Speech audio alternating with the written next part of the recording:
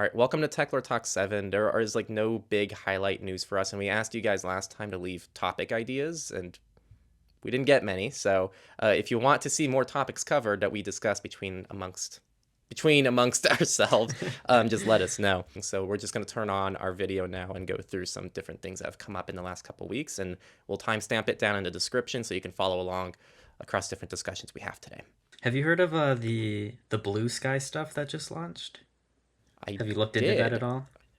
I haven't looked into it. I was following Bluesky back when they announced it, and I was always curious behind the idea because it's like directly what Twitter isn't, and that's when Jack was still Right. CEO of Twitter. So I was really confused by the whole concept of it, and now it makes sense that Jack dropped Twitter and now is just focusing on this. But yeah, did you look into it? I looked into it a little bit, but I didn't get. I was on their wait list like when they first launched it, but I didn't get an invite, so I haven't tried it out or anything. But I've just been looking into how it works, and there's not a lot of details out right now.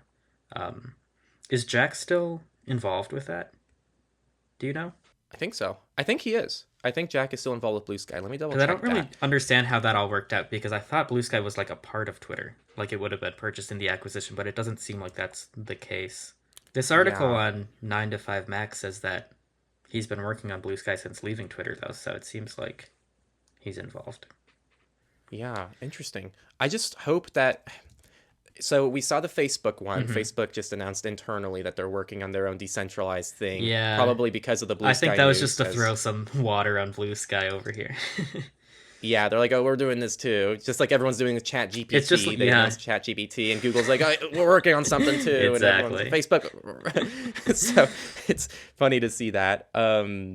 Yeah, but I don't know. I just hope that these all work together, right? Like I hope Right. this does Blue Sky, is it supposed to integrate with ActivityPub so you can use it with I don't Mastodon? think so. I think they went with their own, like, protocol. I don't know. I think they call it the at protocol or something. It's like an ActivityPub alternative. I think there are some reasons they didn't want to use ActivityPub. I think the main one was because account migration on ActivityPub is kind of spotty, which we've talked about before. I think it's a tricky problem to solve, and I think that they're trying to solve that with Bluesky. I don't know exactly how it works, um, but it's still kind of weird that they went their own way instead of trying to like improve existing standards.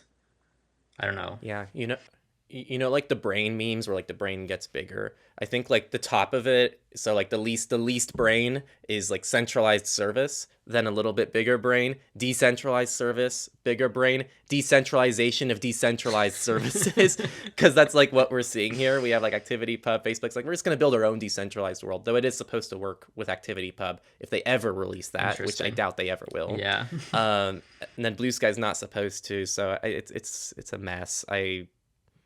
I'd like to fast forward in 5 years to see if there's like any space that's made up in this realm so that everything works a little bit cleaner. But about 2 days ago marks a month since I supposedly requested a refund from Purism. Oh, really? Have you Yeah. heard For anything since those then? No, so for those who don't know, Purism finally, about 5 or 6 weeks ago, I believe, reached out to ship my Librem 5, which I've waited over 3 years for, which is crazy. And so by the way, I requested a refund a long time ago, and they denied the refund, saying they have to wait for my device to ship to give me a refund, which doesn't make any sense, but we're just going to act like that makes sense. Hmm. Well, my device was ready to ship, and I said I want a refund, just like they said I should do a long time ago. My guess is they think that once people are about to get their device, they're just going to pass on the refund because then the device is ready. Yeah. But I wasn't going to let that happen. I paid for that phone with my own money. It wasn't like a review unit or anything like that. And I'm not going to give money to a company that treated that whole situation. But they said, we're going to pass your details along to the finance team. I haven't heard from them in a month now. So we're going to count the days for them to give me a refund. Yeah. Do you think it's gonna happen? I don't know. And I don't even know how it's going to happen because it's been so many years now. I actually changed banks. The method of payment that I used to pay for this phone doesn't exist anymore. So I don't know if they're going to need me to give them new like bank information to refund me. I don't know how it's going to work, but it's like actually crazy how messy the situation is over there. I like what Pine 64 is doing. I want to see Linux phones do well, but what I've experienced through purism in the phone realm has not been positive whatsoever. Yeah. It's sad. Like, I want the phone to do well. I didn't buy the phone just to like end up shitting on it years later. That wasn't like my intention. Like, oh yeah, in 3 years I'm gonna make content just like trashing this device. But like, people should know. There's not much information out there. People think, and they go on the website, it's like, you order this phone, we'll ship it to you in X amount of weeks. That's crap. They've been saying they're going to ship the phone in 52 weeks, like 2 years ago, and I still don't have my phone. So, like, no one is really talking about it, and we need to talk about that stuff, because we can't sell people on free and open source and privacy, and then they just try to do it, and then it turns out to be terrible, and then they have this huge wake-up call, and then they don't want to engage with the whole community anymore. Like, we need to tell them, like, this sucks, avoid that, of maybe get this instead, this is, like, okay, but here are these problems. That's why I like to, like, just tell people, like, this is good, this isn't good, by my opinion at least. Yeah, I mean, that is completely ridiculous. What if you were like reliant on getting that to be your main phone? Like, you were just getting it to review presumably, but like some people like actually want to use this as a phone, and they'd be waiting 3 years. What would they be using in the meantime? Yeah. It's so See, it's silly, and I think what's funny is that if you actually ask that question, most people would say, well, I wasn't actually planning it to daily drive the phone. Yeah. But when you ask people in separate conversations, they'll be like, you can totally daily drive this phone. When, like, you can't. And most people aren't going to daily drive a Linux phone. Like, I want these things to do well. I want there to be an alternative to Android. But, like, what I've tested and reviewed, even with Pine phones, like, at least you can order a Pine phone and get one. Mm-hmm. And at least, like, the price is somewhat reasonable for what you're getting. But it's not something I could ever daily drive. And you know how little I use my phone and how few things I use my phone for. Right. And I still can't daily drive a Pine phone. Mm-hmm. They say that on their own website, too. They say this is for developers. They say it's for testing. Purism, on the other hand, doesn't really say anything like that. And it's kind of advertised as like a phone. Yeah, I'm not a fan of their marketing. They're really overselling some of their stuff. It's funny. I was just talking to somebody about that the other day, though. It's like the state of Linux phones in general is just it could use a lot of work. It kind of reminds me of like Linux on the desktop 10 years ago. I remember a lot of people 10 years ago would always say like it's totally usable now as your main device, and it really wasn't at the time. But I think now like that's a genuine argument that you could make. A lot of people do like daily drive Linux, and it works very well, and it has pretty good app support. Especially even like gaming, all the recent like Steam Deck stuff that's been pushing gaming development forward on Linux. So it's gotten to the point where those arguments are true, but it took like at least a solid decade, and I think we're just at the beginning of that with Linux phones. I think it's going to be a lot more time before we see them usable for most people. It'll take a lot of time, is what I think. Did you hear about the Cerebral situation for health data? I've not. What's going on with that? So the markup has been covering this pretty well, especially over on Mastodon, but even in their articles. So pretty much this company, Cerebral. Are they the company that's like selling prescription like Adderall? Yeah, they're selling health data to pretty much tons of tracking companies, and this ended up impacting here. Let me get the actual number. So it gets worse, is what I'm hearing. Because I think they've been in the news before for like their advertising on TikTok. If it's the same company I'm thinking of. I don't know if it's that one. I don't remember. Maybe it is. But at least the current story right now is that over 3 million users were impacted by mental health startup. Yeah, data breach. Data sharing. I don't know if it's even a data breach. It's just like they're straight up sending mental health data to third parties. This article on Bleeping Computer says that they alerted 3 million people of a data breach 5 hours ago. Ooh. Notice of HIPAA privacy breach published on Cerebral's site this week. It sounds like it is their data sharing. It's they had been using invisible pixel trackers from Google, Facebook, and TikTok. Apparently, the update here is that it was that turned out to be a HIPAA violation, is what it was. So it's technically a data breach in the sense that like their data has been accessed improperly under HIPAA regulations, rather than like an actual breach where hackers have hacked in. Like they gave it away, so it's kind of on them, but it is like from a legal perspective. So many like invasive things call themselves HIPAA compliant, and I'm always like, but is it HIPAA compliant? And then you don't really see some of like the really secure and private tools actually try to make that claim, because I think that they know that there's always that like risk of something not actually being that secure. So I feel like these high security services, like I don't think Signal advertises it's HIPAA compliant, but it most definitely is. That's an interesting question. I wonder if they do consider themselves HIPAA compliant. It's I don't think it's so. interesting. They don't advertise it themselves, at least. Right. HIPAA is just strange in general. There's a lot of like, I mean, they still use fax machines in the healthcare system because they consider that to be more secure than email, for example. So it's a lot of that kind of stuff where it hasn't really caught up with the times. Okay, I'm reading this article from the HIPAA Journal. It's a whole website dedicated to just HIPAA. Um, is Signal HIPAA compliant? It says, at the time of publication, Signal does not enter into business associate agreements with users, and that means that the platform is not HIPAA compliant, so should not be used by healthcare organizations for providing telehealth services or for communicating any EPHI, Personal electronic health information. personal. Yeah, thank you. With patients or other individuals, as Signal is not a HIPAA compliant messaging app.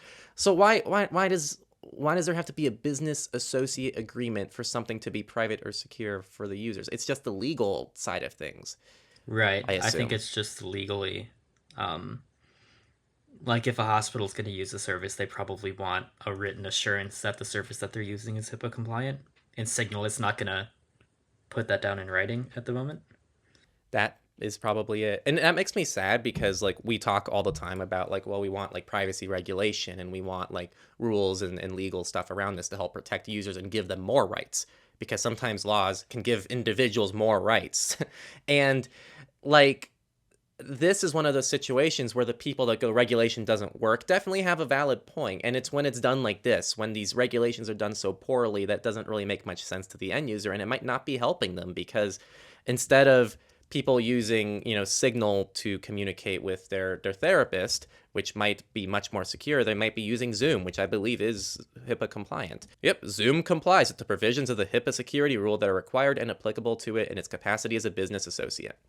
So Makes sense. like just because Zoom has like the legal stuff taken care of, now people are going to use Zoom instead of using probably a better platform for most people like Signal, which is really sad. I guess that's definitely a valid point for people. Like we shouldn't over rely on regulation, but I still think it's an important step. Like I think we can agree that even though HIPAA isn't great, it's better that we have HIPAA than if we don't have Yeah, I HIPAA. was just going to bring that up actually, because I think, like, if you think about, I think probably healthcare records and like student records are probably the most regulated sectors in terms of like data privacy and security, and there's a lot of like investment into those into security solutions in those spaces that we don't really see a lot of in other businesses in other areas of technology.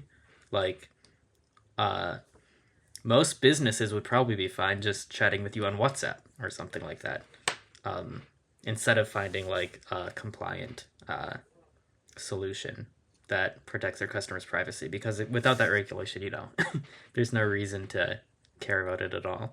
Matrix must be HIPAA compliant, though, I would imagine, because I know they have a lot of like government contacts, right? And they're But yeah, and they're but used in a lot of HIPAA's spaces. HIPAA's in the US though, and I Right. haven't seen a US matrix thing. So let me look. I've seen.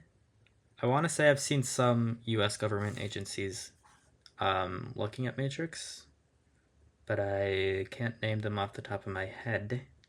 NATO is.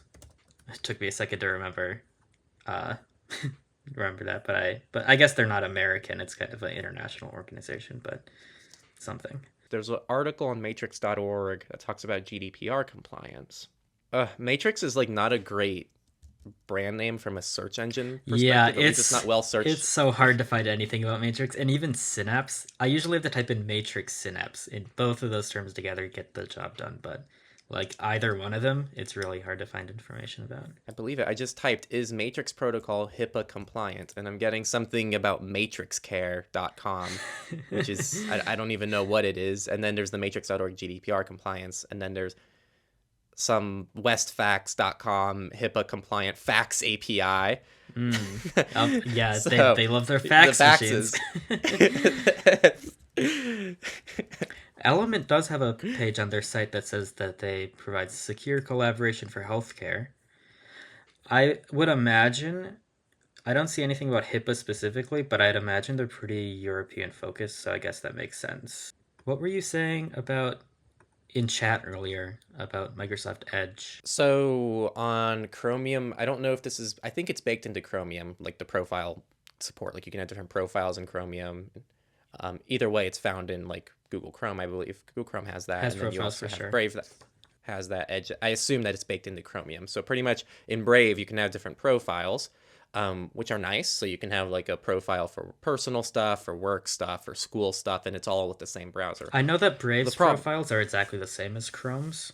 Do you know if Edge is I've never used Microsoft Edge really, so I don't know if their profiles are the same, but I haven't used profiles in Edge, so I couldn't tell you. But just wondering. I assume it has to work similarly because the way that the functionality, what I'm about to get to, speaks to the functionality, like the same issue that they resolve. So I assume it's similar because with Brave, you can have these 3 profiles. And then let's say you have your school profile open last and you quit your browser. If you open a link someone sends you on Signal, it's going to automatically default open to the last used profile. In this case, it'd be school. But let's say like you want a default profile to be your more secure one or your personal one, and you don't want your web traffic to be tied in the same profile. You can't do that. Brave now allows you, when you open it for the first time, it has a checkbox that says open a window on startup, so you can select a profile when you open Brave for the first time. But you can't have like certain domains open in one profile or like a default profile that everything opens in. I actually opened a GitHub issue on Brave, and that one has been getting some attention, which is cool. But I learned because of someone that posted on that GitHub issue that Edge actually has this whole functionality built into it. So Microsoft Edge, you can have a default profile. So no matter what link you click when your browser's closed, all links open in one profile, which is really cool because then you can default to like the more private and secure profile, which is more of like maybe a bland profile with nothing tied to it. And then from there, you can maybe migrate to a different profile depending on what the content is. And then you can also set custom domain rules, kind of like how Firefox containers works, I believe, where you can have like certain domains open in one profile or in a different profile. And that's an Edge specific functionality, which is really neat. So that is we'll see if Brave hops on that. I hope they do, because that would be a killer feature, really, if they could have the domain list like that. It'd pretty much, in my view, be like the best of both worlds between Chromium profiles and then Firefox containers. I prefer, we always talk about this, but like I prefer the implementation of Chromium profiles over Firefox containers, but I know you and Tori prefer Firefox containers. Yeah, but I don't like multiple windows, so it's just a usability thing mostly. But the ability to open certain domains in containers is nice. That I'm still missing on all Chromium browsers that I've tried, except Edge, I guess. But I don't think I'm going to switch to Microsoft Edge. That's fair. Well, what browser? You're always trying out weird browsers. So you're using Arc? I am still using Arc, yeah. Arc. Mm-hmm. That's the only browser you're using? That's the only browser I'm using because I only use my laptop. So it's Mac OS only, unfortunately. But how's it been? It's been great, and I just figured out how to use multiple profiles in Arc, which apparently was a thing for a long time, but I never knew about. So I finally got like everything separated into different profiles. That's cool. But it doesn't have that functionality where I can like choose to open Facebook, for example, in like a profile that's only for Facebook that can't access my cookies and all my other profiles. I can't do that yet. So having that feature like Edge has would be super nice. Did you see the South Park privacy episode? Kind of privacy I did episode. watch that, yeah. It's more funny because I was like just watching, I think it was a 60 Minutes interview with Prince Harry and Meghan Markle the other week. So I did think that episode was pretty funny, just because they're kind of ridiculous in my opinion.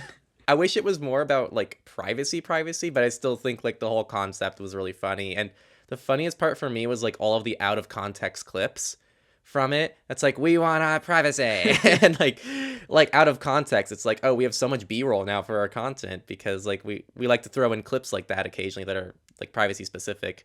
I've fallen behind on it, but for those watching, we have a media log back here of like episodes and timestamps from certain episodes from like TV shows that we can use in content. So when you see things like, you know, a Simpsons clip or a South Park clip or any kind of like TV show, those are normally things that we log along the way so that we can use them for different situations. Fallen behind on it, but I have a few I need to add there. I do think it. I thought it was an interesting episode though. Like, I think it's more common than they make it out to be, where people like claim that they want privacy, but they also try to call as much attention to themselves as possible. It's kind of a social media thing in general, so I think it's more applicable than just them, but you know. I agree. Yeah, no, that's a good point. Like it is very global, and it even happens in the privacy community sometimes as well. Yeah, absolutely. I won't name names, but like certain people have like reached out to us and been like, "You better not talk about us," and it's like, we weren't planning on talking about you, and then they make an ass of themselves anyway, and it's like, what? like you literally dug yourself into like the deepest hole possible, right. And like you're now like, oh, I want privacy, leave me alone, and it's like everyone's leaving you alone. Like it's so funny. F-Droid got faster, smaller updates for a new repo format, which is cool. Oh, I did not hear about that. Interesting. Yeah, I was always like weirded out by it. It took like, you know, on fiber internet, just to refresh some repos, you know, you're looking at like 30 seconds to a minute. Yeah. It's like bizarre. So I'm glad to see some improvements there. Have you looked into the Quad9 court ruling in Germany at all? I was following the Quad9 stuff when Nate interviewed them on our channel, so I know kind of like the basis of the lawsuit, and I read the headline of what happened. Yeah. And it doesn't seem like good news. Yeah.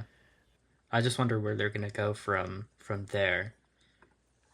Aren't they appealing it? They're continuing to still pursue that, right? Yeah, for sure. I mean, I know one of the people behind Quad9, kind of, like an internet acquaintance, and I think that they're pretty dedicated to making sure this isn't a thing that stays relevant in the courts. So I'm sure that they're going to appeal it. It's just, it's kind of weird that that they lost it in the first place. Yeah, I agree. Because it's such a weird interpretation by the courts of DNS technology. I agree. For those listening, if mistake me or correct me if I get this wrong, but Sony wanted Quad9 to take down a domain because of piracy or whatever, and then Quad9 said, no, we're not going to like restrict web traffic because of a company wanting us to shut down or restrict traffic or filter traffic. And so apparently they just Quad9 lost this case, but they're appealing it. Is that? Yeah, that's pretty much what has happened. It sounds like Sony isn't going after the actual like copyright infringers. Like they're not going after the web host in question here. They're only going after like these DNS providers like Quad9. I don't know if they're going after other DNS providers or why they singled out Quad9 specifically. But that's the concern, is that this is going to set a dangerous precedent that now you can start going after DNS providers and having them filter out web traffic. And absolutely. And it's such a weird concept to me. Like it doesn't even make sense. But yeah, it's kind of a sad update for sure. And I know we've received some not we have received them, but like I've seen some like comments on it in our communities of people who are pretty pissed about this, because it is a pretty gnarly ruling. Definitely a shift. But did you hear about like Twitter hasn't responded to like literally any transparency reports in months? Interesting. Years. What kind of transparency reports were they doing? The ones before? where they were reporting how often there were government data grabs on the platform. I mean, I know they don't have a PR department anymore. Well, yeah, because every single article you read is like, we reached out to Twitter for comment, but they no longer have a PR department. Like, it seems like journalists really love to point out that fact. So I've heard that a lot. Everything Elon Musk doesn't have PR. It's just him. It's just him. It's funny because like back in the day, it's like, and still to this day, like what the Tesla people are always saying is like, you have to like oh, I don't know, you have to check Twitter to see like what's going on with Tesla, because it's you just follow Elon Musk to get updates on what's going on with the company of Tesla. And now like he just bought Twitter instead. And so now it's just like Twitter is his own PR department in a way, which is weird. Do you think we're just going to see this in a tweet form at some point? Like, I would imagine right now they're not publishing it because he doesn't know that transparency reports exist. But I feel like somebody someday is going to tell Elon, like, hey, you haven't published these transparency reports in like a year at some point. And he's going to be like, oh yeah, better write out a quick tweet about this. And we'll just get an Elon tweet at like 10 at night or something. No governments have access to Twitter or something. Yeah. You know, the funniest thing is that's still better than what Telegram does. Just have an empty channel. Yeah, just an empty channel with nothing on it. Even though like it's come out several times now that Telegram has handed over data to use to governments. Just to quickly cover the Twitter thing, their last transparency report was published in July of 2022 and covered the last 6 months of 2021. So it seems like they do like the last half of the year before. So it's been like almost a year now since they've done any transparency report. And what that includes is the amount of data requests done by the government for Twitter user data. So interesting. Yeah. I hope that resumes. Actually, more on browsers. I was a little upset because I'm all about like digital minimalism, and so I have my oh, he's like yeah. I've heard about this actually. So I've got like pretty much what the main place where I get everything on my phone is Signal, my browser, my RSS feed, and my podcast app. Mm-hmm. And I'm really bummed that despite my RSS feed and my podcast app relying on the same damn technology, they're not the same app. Because a lot of RSS feeds don't seem to account for podcasts, and podcasts apps don't account for traditional like article RSS feeds, which is a bummer. And then I was looking at Brave, because Brave actually allows you to add custom RSS feeds, and it would sync across clients. Except it doesn't. So if you add a custom RSS link on mobile, it doesn't sync to desktop. Huh. Isn't that the most bizarre thing you've ever heard? Does it sync the other way around? No. There's no sync at all. There's no sync at all between like Brave News. It's sad because Brave News, they try to advertise it as like this custom RSS feed mixed with like real articles from, like, and when I say real, I mean like it's coming from like the native source. Like you can subscribe to New York Times, you can subscribe to all these articles, you can even subscribe to genres, and then you can even add your own custom RSS. But it doesn't sync between your clients. And so I was trying to pretty much eliminate my podcast app and my RSS feed app and just combine it all into my browser. Mm-hmm. Because it has RSS feed support. Right. And it was the most ridiculous thing ever to learn that like you really can't do that. And so I'm waiting for someone to be able to, like, ideally via a web-based format, so we can keep this a web app, allow me to like listen to podcasts and RSS feeds, because that would be amazing for me. That would be nice. Have you considered opening a GitHub issue on Brave about it?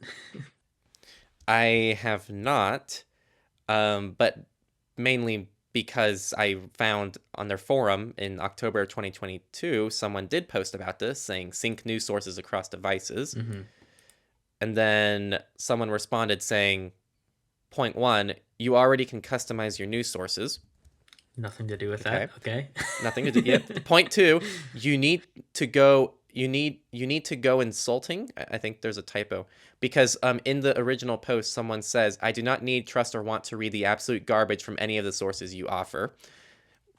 Valid complaint, because some of the sources they offer are pretty garbage. Okay. But yeah, it's a little much for the community request, so I get that. And the third point, syncing across devices doesn't exist, at least not for news. But as I said, you can add custom feeds and remove news sources. Not like it's hard to find, just have to go through settings and customization. On every single device you have. Yeah, on every device. So if someone has 5 devices and they have 30 RSS feeds that they're subscribed to, you have to manually add all of them. By the way, I don't think I was able to do it, but I don't think I was able to import an OPML file. And I don't know if it's because the functionality was missing or because it just didn't properly import. I think it actually errored out when I imported it. So I don't know if that was a Brave issue or if that was an issue from my RSS client. But I had to manually input every RSS link manually into Brave. And then I discovered the hard way you can't sync it to desktop. And then I was like, well, time to undo everything that I just did. So That's a bummer. yeah. Oh, but I'm glad they have more cryptocurrency wallet collaborations that they keep making blog posts about. Great. I think it's kind of a shame that Brave, that their crypto has no like privacy attributes at all, as far as I'm aware. Yeah, it's just Like it's just a standard. It's an Ethereum token. Yeah. That's it. Yeah. Like it's weird that they went in that direction. Like even if you're gonna make your own crypto just to shill it in your browser, you could go the Signal route and at least make a crypto that is based on like Monero's privacy technology or something. At minimum, yeah. I don't know. I think they're both just like I think Brave just thought like, oh, we're gonna make money off of it anyway, and it's probably harder to like do what Brave wants to do with privacy in mind. Yeah, I'm sure. I assume. So that, I'm not justifying it. It's just that's probably what they're doing. The Signal thing's crazy. I believe one of the people in our chat, they quoted, was it CoinDeck or some cryptocurrency news outlet that estimated they raised like over $20 million from MobileCoin. Oh yeah, I did see that. I thought it was like 120.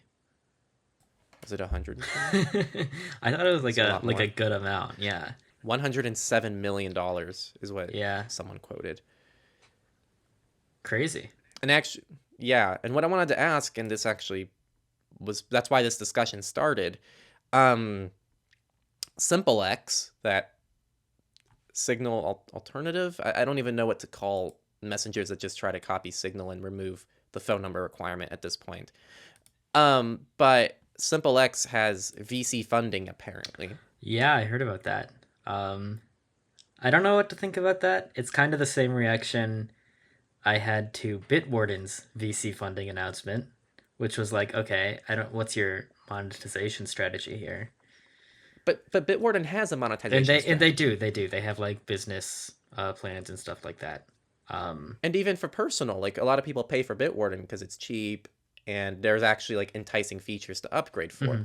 But SimpleX, how are they going to make money? It's hard for me to come up with a way for them to monetize that. And I don't know, where did they announce that in like a blog post or something?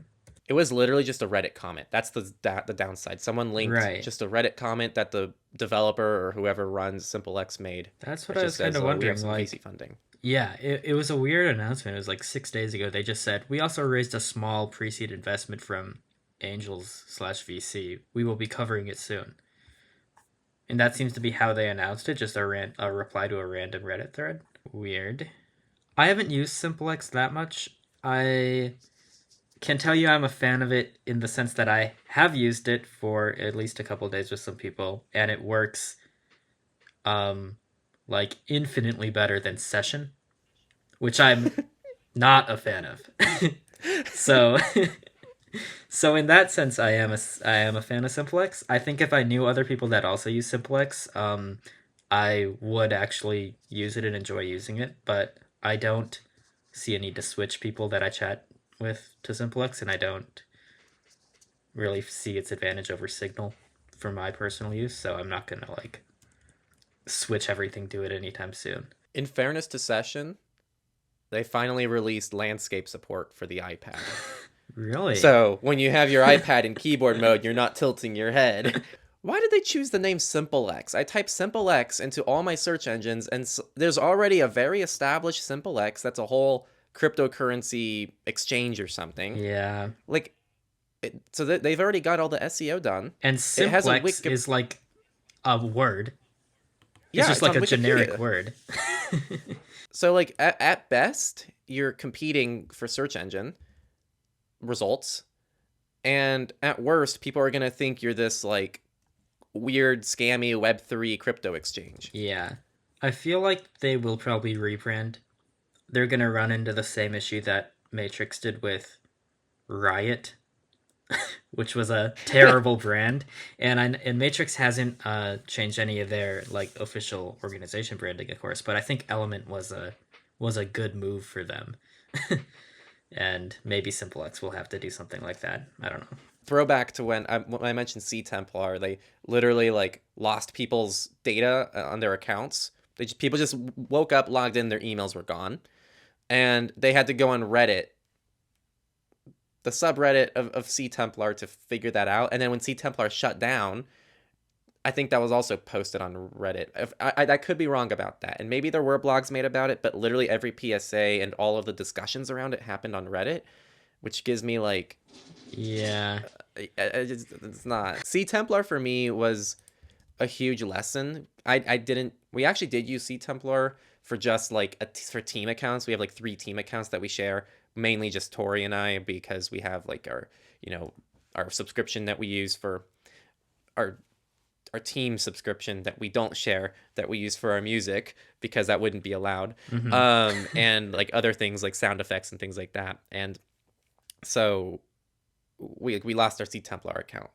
I just had to transition the email to something else for like 2 or 3 accounts. But either way, like CTemplar didn't have much of a history. They did have a public team, but either way, like it was always kind of an iffy service. Even when we covered CTemplar before the shutdown, we always kind of said like, we're still kind of watching this unfold because they lost people's data. Things don't seem to be super professionally run, and then the service just disappeared. And so for me, it speaks to like, at this point, I only use like super long-term things where like I know it's going to exist in several years, because I don't want to like move all my data and transition people to things, or even my own stuff, and then figure out like, oh yeah, well, they lost my data, or they're just going to disappear in 6 months. I don't know how people, I think there's like Ente.io or something, which is a Google Photos alternative. Yep, I've heard of that. Can you imagine switching away from Google Photos to Ente.io, moving all of your photos from your entire life? And look, maybe they will be around in a year, but what if they just disappear in a year? It's really hard with all these services because you never know, like whether they'll be around. That is annoying. Yeah, it is annoying, and like I don't know what that speaks to, but either way, like that's why I'm always like, I'm very like careful now with where I like trust, where I put my trust in terms of sustainability in the long run, I should say. More HP firmware updates. Is that the printers? I think I saw that post on Mastodon. They're breaking third-party inks. That's so ridiculous. So fun. We should just stay on Mastodon and just keep refreshing Nate's feed, and we just talk about each thing that comes up every 10 minutes. The new oil. It is a really great news source, I will say. I don't know where he finds all these articles, and if he's like manually posting all of these. I don't know what his process is, honestly, but he should. It's AI. It's AI. It's AI. Yeah. GitHub is making 2FA mandatory for active developers. I saw that. I think we talked about that before, but that's cool. I think more services should do that. Should really just be a requirement everywhere. I agree. I'm all for like 2FA mandatory on accounts at this point.